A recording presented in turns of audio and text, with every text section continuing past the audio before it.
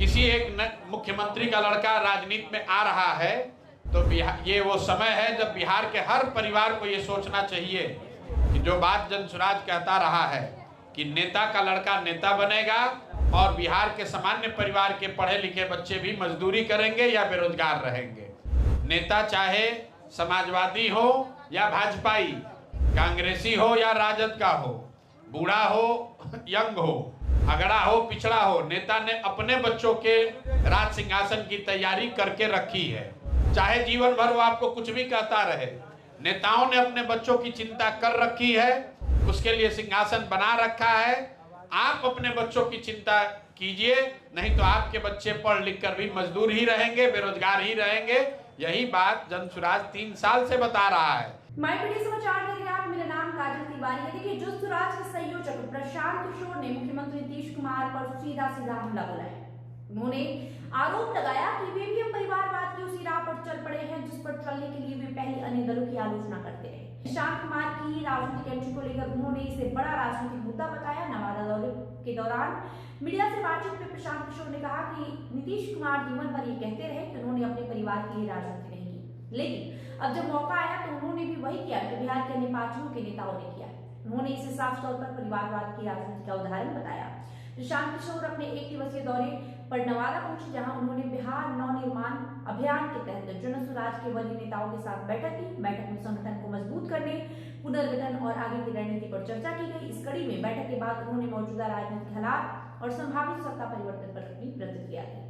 नए मुख्यमंत्री को लेकर चल रही चर्चाओं पर प्रशांत किशोर ने कहा कि स्वतंत्र भारत में पहली बार ऐसी स्थिति बन रही है जब बिहार को गुजरात से चलाया जाएगा। उन्होंने आरोप लगाया कि ऐसी व्यवस्था बनाई जा रही है जिसमें बिहार में उद्योग धंधे विकसित नहीं होने दिए जाएंगे ताकि यहाँ के युवा रोजगार के लिए दूसरे राज्यों में पलायन करते रहे। प्रशांत किशोर ने कहा, अगर बिहार में बड़े पैमाने पर फैक्ट्रियां लगेंगी तो अन्य राज्यों को सस्ते मजदूर नहीं मिल पाएंगे। इसी वजह से ऐसी नीतियां बनाई जा रही है जिससे बिहार के युवा 10 से 15 हजार रुपए की नौकरी के लिए पंजाब, हरियाणा, गुजरात, महाराष्ट्र और दक्षिण भारत के राज्यों में जाए। प्रशांत कुमार की राजनीति में आने को लेकर उन्होंने कहा कि लोकतंत्र में हर व्यक्ति को राजनीति में आने का अधिकार है और इसके लिए उन्हें शुभकामनाएं दी जानी चाहिए।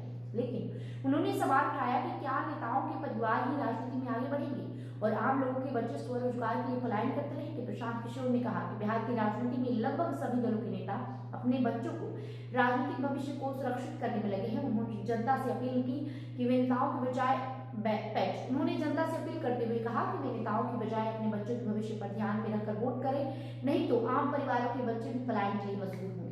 प्रशांत किशोर के बयान ने बिहार की राजनीति में परिवारवाद बनाम अवसर की बहस को फिर से तेज कर दिया है। उन्होंने सीधे तौर पर नीतीश कुमार को नेताओं की श्रेणी में खड़ा किया जिन पर वे पहले सवाल उठाते रहे।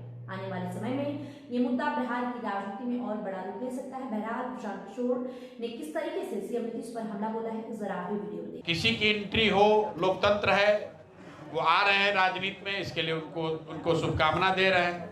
लेकिन जब किसी एक मुख्यमंत्री का लड़का राजनीति में आ रहा है तो ये वो समय है जब बिहार के हर परिवार को ये सोचना चाहिए कि जो बात जनसुराज कहता रहा है कि नेता का लड़का नेता बनेगा और बिहार के सामान्य परिवार के पढ़े लिखे बच्चे भी मजदूरी करेंगे या बेरोजगार रहेंगे। नेता चाहे समाजवादी हो या भाजपाई, कांग्रेसी हो या राजद का हो, बूढ़ा हो यंग हो, अगड़ा हो पिछड़ा हो, नेता ने अपने बच्चों के राज सिंहासन की तैयारी करके रखी है।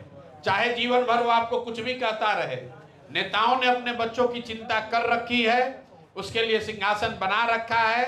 आप अपने बच्चों की चिंता कीजिए, नहीं तो आपके बच्चे पढ़ लिख कर भी मजदूर ही रहेंगे, बेरोजगार ही रहेंगे। यही बात जनसुराज 3 साल से बता रहा है कि नेताओं का चेहरा देखकर वोट मत दीजिए। नेता और नेता का बच्चा बेरोजगार नहीं होगा, नेता और नेता का बच्चा मजदूरी करने नहीं जाएगा, आपके बच्चों को मजदूरी करने जाना पड़ेगा।